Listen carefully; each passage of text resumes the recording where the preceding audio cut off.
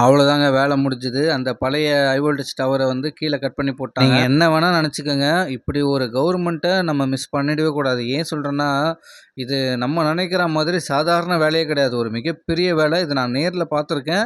Night and பகலா வேலை பார்த்துருக்காங்க. லீவ் நாள் கூட லீவ் போடாம வேலை பார்த்துருக்காங்க. எவ்வளோ பெரிய வேலைய இவ்வளோ அசால்ட்டா முடிச்சிருக்காங்க பாருங்க 3 வாரத்தில. யோசிச்சு பாருங்களேன். ஒரு சேக்கடைய கிளீன் பண்ணணும் அப்படின்னு ஒரு கம்ப்ளைண்ட் பண்ண போனா, அதுக்கு 1 வாரம் அலையணும். ஒரு கொசு மருந்து அடிக்க 1 வாரம் அலையணும். எங்கேயாவது கவுன்சிலரு, எம்எல்ஏவ பார்த்து கோரிக்கை வச்சோம்னா, அது நடக்குமோ, நடக்காதோ, அது சும்மா கோரிக்கை வைக்கிறதோட முடிஞ்சிரும். இந்த மாரி பல விஷயங்கள நான் சந்திச்சிருக்கேன். ஒரு சின்ன வீடியோங்க.